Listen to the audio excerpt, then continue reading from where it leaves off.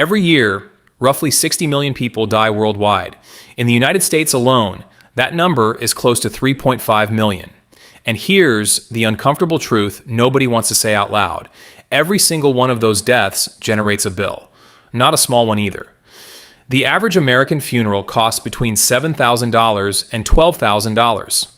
Multiply that by millions of families every year, and you're looking at an industry worth over $20 billion annually in the US alone. Bigger than the movie theater industry, bigger than the video game arcade business, bigger than the entire coffee shop industry combined. And yet almost nobody thinks about funeral homes as a business. We think about them as places of grief. Quiet rooms, soft carpets, somber men in dark suits. What we don't think about is the spreadsheet sitting in the office behind that quiet room. The one tracking a 60% profit margin on a wooden box that costs $300 to make and sells for $3,000. So today we're going to do something most people never do. We're going to walk past the flowers and the organ music and look directly at the money. How much does it actually cost to open a funeral home? Where does the real profit come from? Is it the casket, the service, or something else entirely? And why has one single company quietly bought up more than 2,000 funeral homes across North America without most of their customers ever noticing? By the end of this video, you'll understand why funeral homes are considered one of the most quietly recession-proof, high-margin small businesses in America, and why private equity has been buying them at a record pace over the last decade. Let's get into it. To understand why funeral homes make money the way they do, you have to understand one thing that separates this business from almost every other business on earth. Demand never disappears. Restaurants compete for your appetite, gyms compete for your motivation. Funeral homes don't have to convince anyone that they need the product. Death is the one certainty. That gives this industry something economists call inelastic demand, meaning people will pay for it almost regardless of price because there's no version of the transaction where the customer says, actually, we'll pass this year. But here's what makes it even stranger as a business model. The customer buying the product is rarely the customer using it. The person who died isn't choosing the casket. Their grieving spouse or their adult child, 3 days after the worst phone call of their life, is standing in a showroom being asked to make a series of expensive decisions in under an hour. That emotional state, decision fatigue mixed with grief mixed with guilt, is, whether the industry likes to admit it or not, one of the most powerful sales environments that exists in retail. This is why funeral homes are typically structured around 3 revenue pillars, and almost every funeral home in North America runs some combination of all 3. 1. Traditional full-service funerals, embalming, viewing, ceremony, casket, hearse, staff labor. This is the highest margin, highest ticket option, typically running $9,000 to $15,000. 2. Cremation services, a growing category, now over 60% of deaths in the US, ranging from a bare bones direct cremation at $1,000 to $2,500, up to a full cremation package with viewing and ceremony that can still hit $5,000 to $7,000. 3. Pre-need contracts, funerals sold in advance while the buyer is still alive. This is arguably the most financially interesting part of the business, and we'll spend real time on it in part 3, because it turns a funeral home from a business that reacts to death into a business that can forecast and lock in revenue years, sometimes decades, before a service ever happens.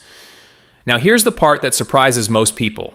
The funeral itself is only one piece of the revenue puzzle.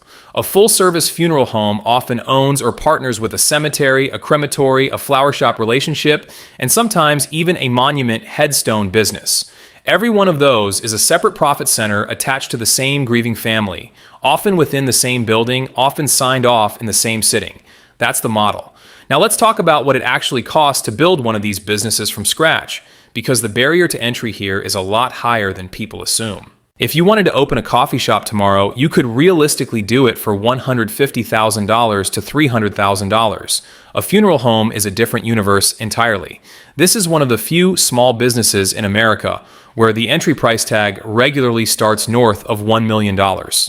And that's before you've served a single family. Let's break down where that money goes. The building itself. $500,000 to $2 million plus funeral homes aren't just offices, they're purpose-built facilities. You need a chapel or viewing room large enough to seat 100 to 200 mourners. You need a separate preparation room for embalming, which requires specialized ventilation, drainage, and refrigeration systems that meet strict health department codes. You need a casket selection showroom. You need parking for dozens of cars during services. In most markets, buying or building a facility like this runs anywhere from $500,000 in a small town to well over $2 million in a major metro area. The equipment, $150,000 to $400,000. This is where the business starts looking more industrial than most people expect. A hearse alone costs $90,000 to $150,000 new. A flower car, a family limousine, embalming tables, refrigeration units, a crematory retort. If you're running cremations in-house, that single piece of equipment, the cremation chamber, can cost $150,000 to $250,000 on its own, plus the permitting to install it. Licensing and regulatory costs, $50,000 to $150,000 plus to get operational. This is the part almost nobody accounts for. Every funeral director handling remains legally must be a licensed embalmer/funeral director, which in most U.S. states requires a mortuary science degree, an apprenticeship, and a state board exam. The business itself needs a funeral establishment license. If you're doing cremations, you need separate air quality and environmental permits for the crematory. Because yes, cremation emissions are federally and state regulated. Layer on required trust accounts for pre-need contracts, more on that in a moment, liability insurance, and workers' comp for staff handling hazardous embalming chemicals, and your pre-opening regulatory bill alone can hit six figures. Inventory, $50,000 to $150,000. Caskets aren't cheap to stock. A funeral home typically keeps a showroom of 15 to 30 caskets on display, at wholesale costs ranging from $300 for a basic cloth-covered unit up to $8,000 plus for solid bronze or mahogany models. Multiply that inventory across a full showroom plus urns, vaults, and merchandise, and you're carrying real capital just sitting on a shelf. Staffing before you open. Ongoing $200,000 to $500,000 per year. A functioning funeral home needs licensed funeral directors, embalmers, a removal/transport team on call 24/7, administrative staff, and often a grief counselor or family services coordinator. This is not a business you can run solo. Death doesn't respect business hours, and neither can your staffing. Add it all up, and a modest single-location funeral home realistically requires $1 million to $2.5 million to get to opening day. That's before a single family walks through the door. So why would anyone take on that kind of risk? Because once you're open, once you've absorbed that fixed cost, the margins on what you actually sell are extraordinary. Let's talk about where the real profit hides. Here's the number that explains why funeral homes are one of the highest margin small businesses in America. The average gross margin on a casket is between 200% and 400%. A mid-range steel casket that costs the funeral home roughly $600 to $900 wholesale is routinely sold to a grieving family for $2,500 to $4,000. That's not a typo. That single item can carry more markup than almost anything you'll ever buy in your life. More than a diamond ring, more than a new car. Why can they charge that much? Because of something the industry itself has quietly relied on for a century. You cannot comparison shop grief. A family isn't going to visit 3 funeral homes and negotiate casket prices while planning a service for tomorrow. The Federal Trade Commission actually created something called the Funeral Rule in 1984 specifically because of this. It legally requires funeral homes to give itemized price lists on request. But even with that rule in place, most families never ask because in the moment, asking feels disrespectful. That emotional hesitation is, bluntly, one of the most reliable margin protections any industry has ever had. But caskets are just the headline. Here's the full anatomy of a typical $9,000 traditional funeral bill. Basic services fee, staff time, admin, permits. $2,500. Pure margin since it's largely fixed labor already on payroll, embalming, and body preparation. $800 to $1,200. High margin, low material cost. Use of facilities for viewing/ceremony, $500 to $1,000 per day. Transportation, hearse, removal from place of death, $400 to $700. Casket, $2,500 to $4,000.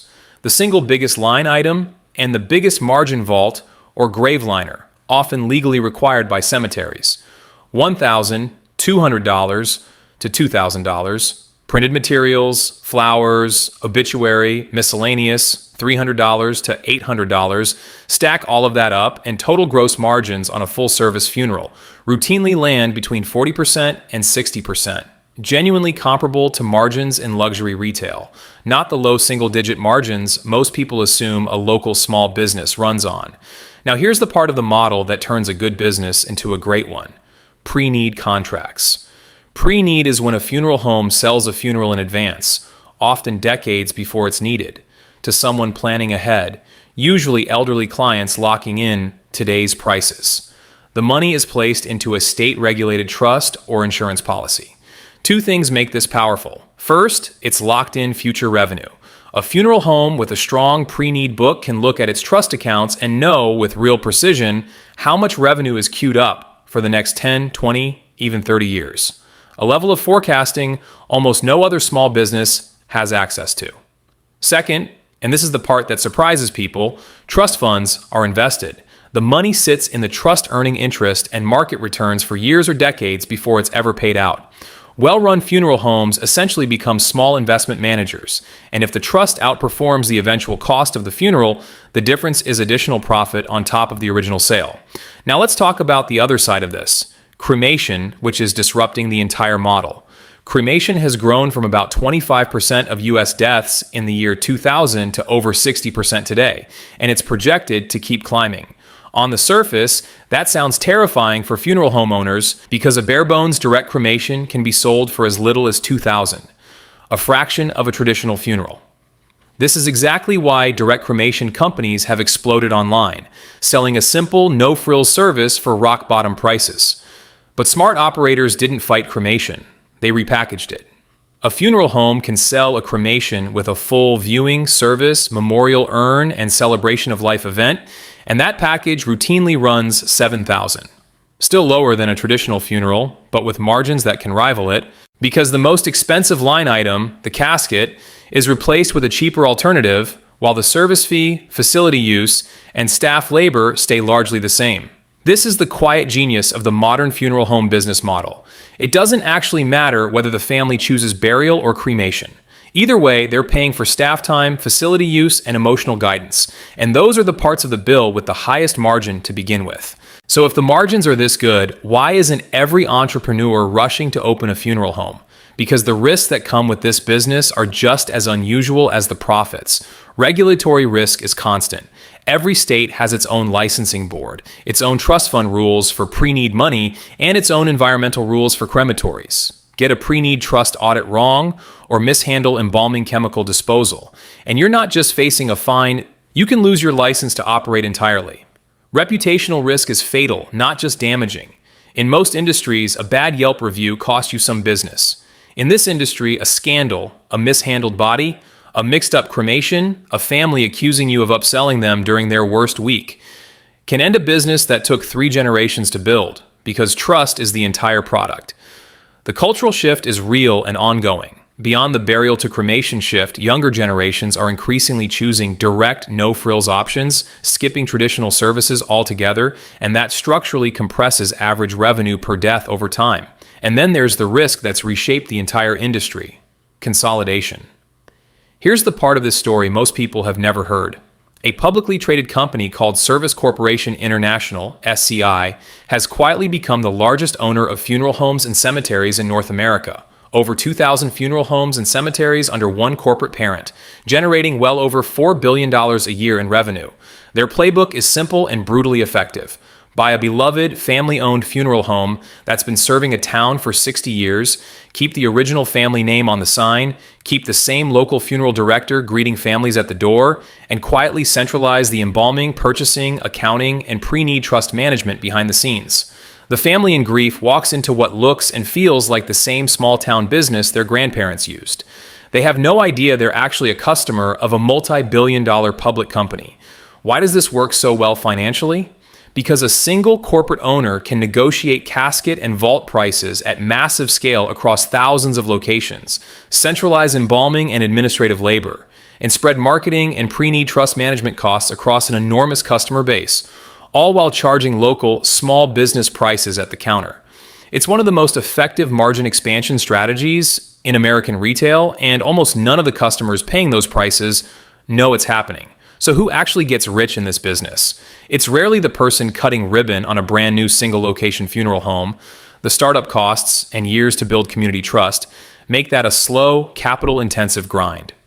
The real wealth in death care flows to two groups: multi-generational family operators who inherited both the real estate and, more importantly, the trust of a community. Trust that took 50 years to build and can't be replicated with capital alone, and the corporate consolidators buying that trust wholesale, one legacy name at a time. And that's really the deepest truth about this entire industry. Unlike a gym or a car dealership where the product is the equipment or the inventory, the actual product being sold in a funeral home is trust at the worst moment of someone's life. Everything else, the caskets, the trusts, the corporate roll-ups, is just the financial machinery built on top of that one. Uncomfortable, unavoidable fact. Everybody eventually needs this business, whether they ever wanted to think about it or not. Final line, hold on black screen. It's the one business on earth that never has to worry about demand. It just has to earn your trust once, because for most families, it's a decision they'll only ever make one time.